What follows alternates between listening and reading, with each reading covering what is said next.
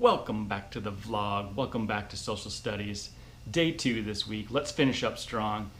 All right, so yesterday we talked about the first peoples of Indiana, and they were literally the first people to live in Indiana. Today we're going to talk more about the Native Americans that you kind of know from movies and books you've read, and maybe some of the stuff you've seen in the science museums and history museums. So the time period that we're going to talk about is from the 1600s to the 1800s, or roughly 200 to 400 years ago.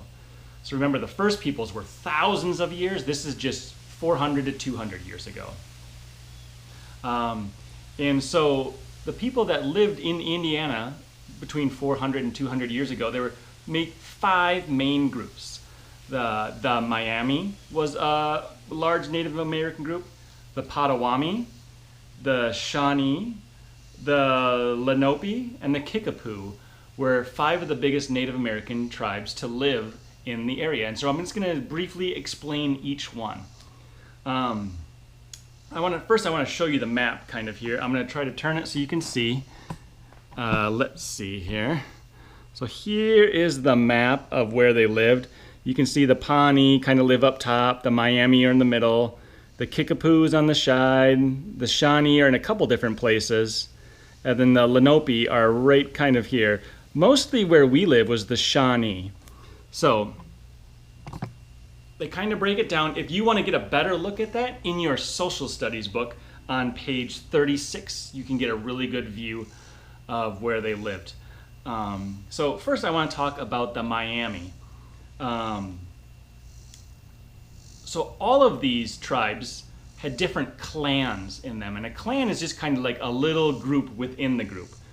So if it was a sport like baseball, you might have everyone plays for, or sorry, if it was a sport like football, maybe you have everyone plays for the Colts, but a little clan is the defense, and a clan might be offense, and a clan might be special teams.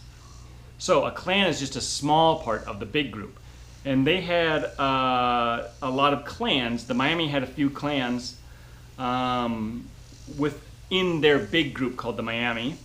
Almost all the Miamis were farmers and hunters. So they did both. They farmed, and a lot of times they did that during the spring, summer, and fall months. And in the winter is when they would follow the animal herds. They lived in things called wigwams, which is kind of a cool little circle hut thing. I was usually covered in like birch bark or some sort of bark or furs. And again, they had a bunch of different jobs because they kind of had little villages.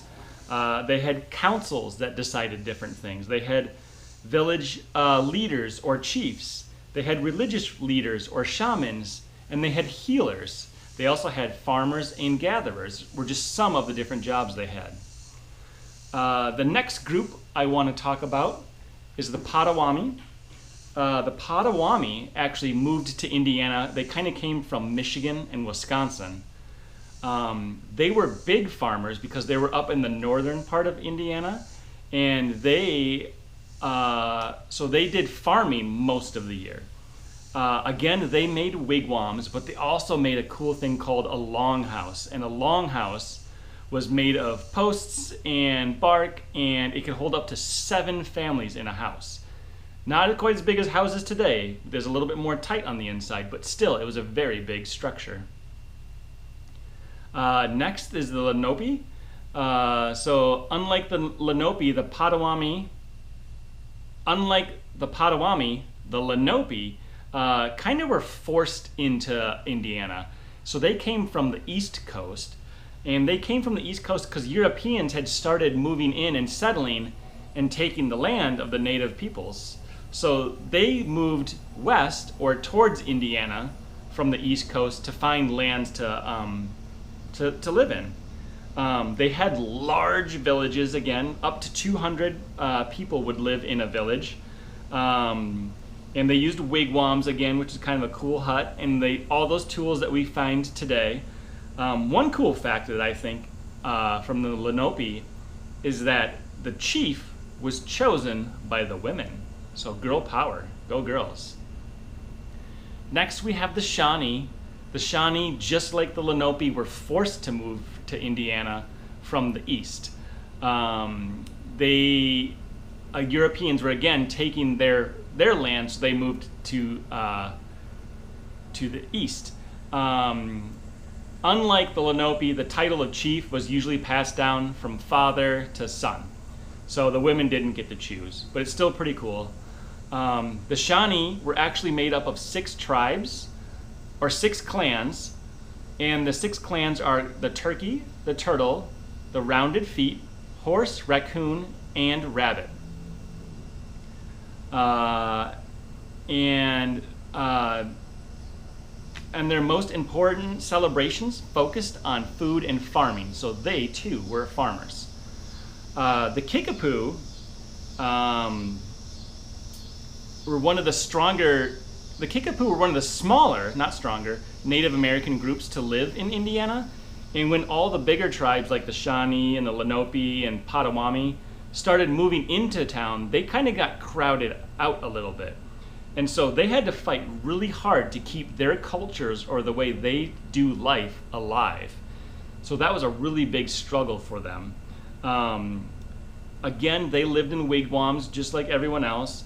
One of the cool facts about the Kickapoo is that they were one of the first cultures or tribes to ride horses.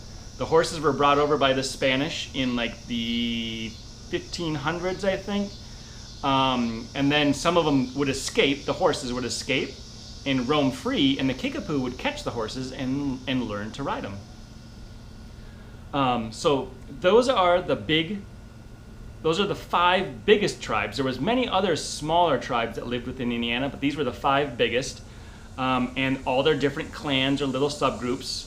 And for the most part, they shared a lot of the same similarities, or they were more alike than different, but they had some differences, like some had 6 clans, some had 3, some were mostly farmers, some hunter and gather, some only hunters. But for the most part, they were together. What I want you guys to do for your assignment is you are going to go to pages 40 and 41 in your own social studies book. I want you to read how the Native Americans adapted to the land, and then I want you to read about the need for trade. We've talked about trade once before, and we talked about it a little bit yesterday, but we talked about it before in Indiana. I want you to read about how the different tribes viewed trade and what that ended up causing them to have to do, or what happened when they did or didn't trade. So that will be the question you guys need to answer. I will make a sheet for you guys to answer that. You made it through the social studies vlog. I will see you in the next one.